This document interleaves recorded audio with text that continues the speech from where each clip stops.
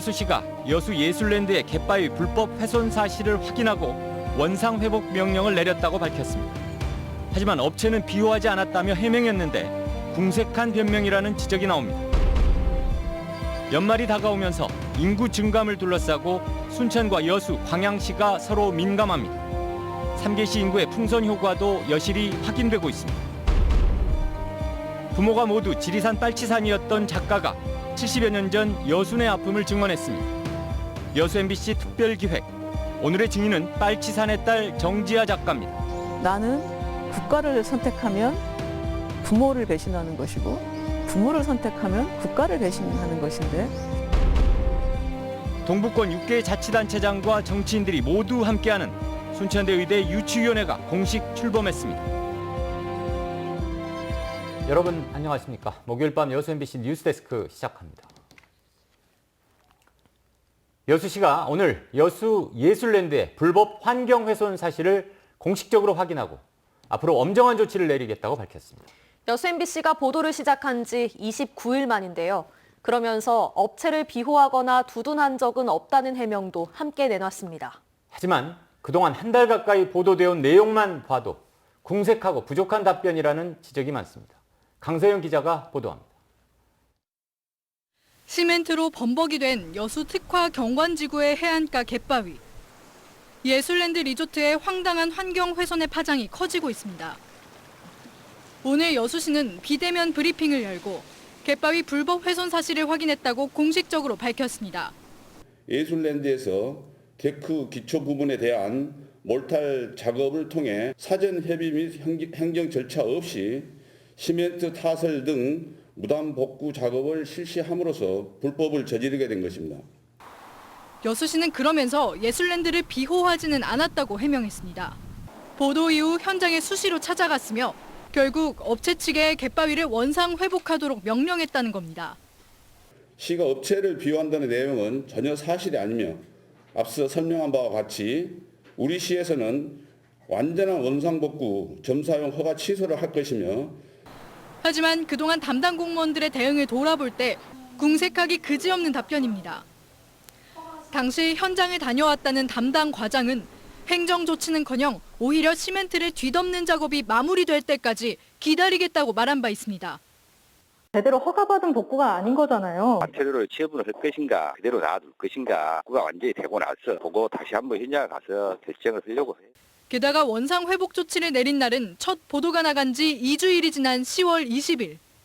파장이 확산되자 급히 태도를 바꾼 것 아니냐는 지적이 나오는 이유입니다.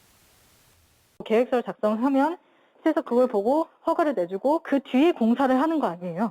그게 원칙입니다. 근데 이제 그리고 저 사람들이 공사를 한 것이죠. 처벌을 하려고 그런 목적으로 갔어요. 사실은. 네.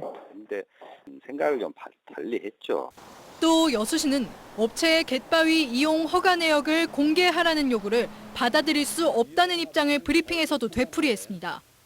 당시 취재진의 질문에 해경이 공개를 막았다며 거짓 해명을 했던 여수시. 현행법에는 수사를 곤란하게 만드는 상당한 이유가 있지 않는 이상 정보를 공개해야 한다고 규정돼 있지만 여전히 수사를 핑계로 정보를 공개하지 않고 있는 겁니다. 해경에서는 그러면 어떤 이유 때문에 수사에 방해가 된다라는 건지. 방해라기보다는 지금 진행 중이니까 위법 사실에 대해서 결과가 나오거나 이런 식으로 되면 그때 다시 신청을 하시면. 여수시는 해경이 이미 수사에 착수했기 때문에 업체를 고발하지 않았다면서도 여수시가 정확히 상황을 파악한 시점에 대해서는 언급하지 않았습니다. MBC 뉴스 강서영입니다. 네, 연말이 다가오면서 광양만권 지자체들이 인구 증감을 두고 다시 민감해지고 있습니다. 순천시와 여수시의 인구 격차는 점점 커지는 모양새인데요. 연말마다 반복되던 지자체들의 인구 끌어오기 논란이 올해는 어떨지도 주목됩니다. 김종수 기자입니다. 지난 10월 말 기준 동부권 지자체의 인구 증감폭은 크지 않았지만 순천시가 넉 달 연속 도내 1위를 유지하는 등 지자체마다 다른 양상을 보였습니다.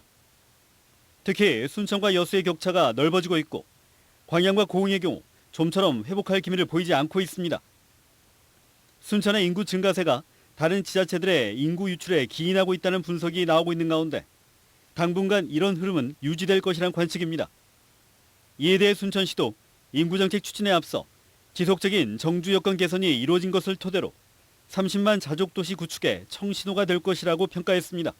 잘 갖춰지다 보니까 이제 도시 브랜드 가치가 올라가고 외부에만 알려지면서 기능기초도 늘고 전입도 늘고 상주 인구는 준으로서 인구보다 훨씬 많을 것이다. 반면 눈에 띄는 하락폭을 기록하고 있는 광양시의 경우 상황이 녹록지 않습니다. 올해 5월 긴급 재난지원금 효과로 반짝 상승세를 이어갔지만 이후 2천여 명이 빠져나가 대책 마련에 부심하고 있습니다. 또 인구수에 맞춰 행정조직까지 확대한 터라 그 여파가 클 수밖에 없고 의회 역시 관 주도의 인구정책 추진에 부정적이기 때문입니다. 이번 기회부터 관을 동원한 그런 인구 늘리기 정책은 펼치지 않겠다 이렇게 또 시장님이 말씀을 하셨기 때문에 그 부분은 믿고 그런 부분들이 이번 기회에서 좀 사라지는. 이에 따라 무리한 전입 유도가 인근 지자체와의 마찰 등 역효과를 낼 수도 있어 인구 늘리기에 시민들의 적극적인 참여를 독려하고 있는 상황. 이 밖에 10월을 제외하면 인구 증가에 반전을 마련하지 못한 여수시는 물론 고령화와 인구 감소에 이중고를 겪고 있는 공군 역시 대안 마련이 절실해 보입니다. 도내 인구의 절반 가까이 차지하고 있는 동북권의 역할이 강조되고 있는 가운데 이제는 인구 늘리기가 아닌 지키기로 인구 정책이 전환될지 주목됩니다. MBC 뉴스 김종수입니다. 전라남도 교육청의 납품 비리와 관련해 24명이 검찰에 송치됐습니다. 전남지방경찰청 지능범죄수사대는 28억 원 상당의 안막 스크린 납품 계약 과정에서 도교육청 소속 공무원 2명을 구속하는 등 공무원 8명을 뇌물수수 혐의로 송치했으며 부당 계약을 지시한 공무원 4명과 납품업체 대표, 브로커 등 12명도 검찰에 넘겼습니다. 경찰은 또 업체로부터 선물 등 향응을 접대받은 공무원 45명에 대해 전라남도 교육청에 과태료 부과를 통보했습니다. 한편 수사 결과와 관련해 장서궁 교육감은 오늘 보도자료를 통해 뼈를 깎는 각오로 자성한다며 도민과 교육가족에게 사과하고 재발 방지를 약속했습니다. 여수 율촌 지역의 항만 활성화를 위해 경제자유구역 내 부지 확장이 추진됩니다. 정부는 최근 열린 경제자유구역위원회에서 기존의 항만시설과 배후단지를 줄이는 대신 안정적인 용지 공급과 물동량 확보를 위해 산업시설과 물류시설 부지를 각각 130만 제곱미터와 80만 제곱미터씩 늘리기로 의결했습니다. 이번 부지 확장을 통해 14,000명의 고용 창출과 4조 8천억 원의 생산 유발 효과가 발생할 것으로 분석됩니다. 정부와 의료계의 갈등 이후 전남의 의대 유치 논의는 한치 앞을 볼 수 없게 됐습니다. 이런 가운데 오늘 자치단체장과 의회, 대학과 시민들이 함께하는 의과대학 유치 추진위원회가 공식 출범했습니다. 박민주 기자가 취재했습니다. 순천대학교 의과대학 유치 추진위원회가 발대식을 갖고 공식 출범했습니다. 유치 추진위원회는 순천대 총장과 전남동권 6개 자치단체장, 지역국회의원과 광역기초의원은 물론 시민사회단체 대표 등 200여 명으로 구성됐습니다. 여수 순천 광양시장과 인근 고흥구례 보성군수가 함께 공동위원장을 맡아 상호 협력하기로 했습니다. 같이 합심을 해서 이번 기회에 꼭 우리 순천대학교 의과대학이 저희 순천으로 올 수 있도록 유치를 하도록 열심히 노력하겠습니다. 순천대학교도 이번 유치 출범으로 의대 유치에 지역민의 역량을 결집할 수 있는 구심점을 마련했다고 평가하고 있습니다. 앞으로 정부와 정치권에 지역의 의대 유치 염원을 한 목소리로 전달할 수 있는 체계가 구축된 겁니다. 우리 지역민들이 이런 단합된 모습을 대외적으로 보여줌으로써 절실하게 의과대학 또는 상급병원이 필요하구나 이것을 정치권에도 알려서 순천대와 지역의 정치권이 동북권 의대 유치에 나선 건 20여 년 전. 의대 설립 건의안 채택을 넘어 실제적인 공동 유치전을 펼칠 수 있는 첫 토대가 열리면서 꺼져가는 전남 동북권 의대 유치 논의에도 다시 시동을 걸 수 있게 됐습니다. 지역 의료 인력 부족을 해소하고 생활권 중심의 지역 공공의료 체계 구축을 요구합니다. 정부와 의료계 갈등 이후 전국적인 의과대학 설립 논의가 중단된 상태. 지역민들의 의대 유치 뜻과 힘을 모을 수 있는 새로운 논의 구조가 주목을 받고 있습니다. MBC 뉴스 박민주입니다. 초등 돌봄 전담사들이 내일 하루 전국적으로 파업에 들어갑니다. 전국 학교 비정규직 노동조합 전남지부는 내일 오전 9시 전남교육청 앞에서 돌봄 지자체 이관 저지와 8시간 전일제 돌봄 교실, 학교 비정규직 법제화를 요구하는 초등 돌봄 전담사 전국 파업 투쟁 출정식을 가질 예정입니다. 학비노조는 초등 돌봄 전담사 파업에 전남 지역에서는 전체 인원의 절반가량인 300여 명이 참여할 것으로 전망하고 있습니다. 해상에서 재난이 발생했을 때 민간 선박들의 구호활동 참여를 확대하기 위한 법안이 발의됐습니다. 더불어민주당 김승남 의원은 현재 민간인이 순환구호 활동에 참여하더라도 인적, 물적 피해를 보상하는 근거가 없었다며 앞으로 해당 민간인과 단체에 피해 보상과 함께 경비 지원이 이루어질 수 있도록 법안을 발의했다고 밝혔습니다. 전국적으로 하루 평균 민간 선박 2만여 척이 운항하고 있는 가운데 지난해 민간 선박 구조 실적은 900여 척에 이르고 있습니다.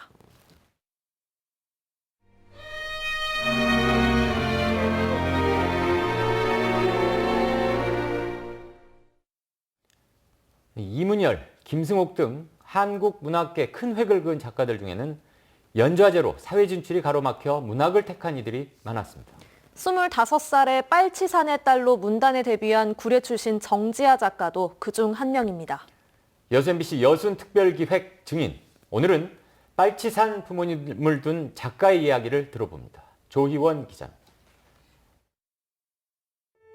지나간 역사를 정확하게 바로 보지 않으면 사실은 그 민족에게 진보란 없다고 생각을 하는 편이라서 역사를 사실대로 기록하는 일, 해석은 차후의 문제고요. 이런 거는 좀 해놨으면 좋겠다고 생각하죠. 1990년 25살의 나이로 빨치산의 딸을 발표해 문단의 반향을 일으켰던 정지아 작가.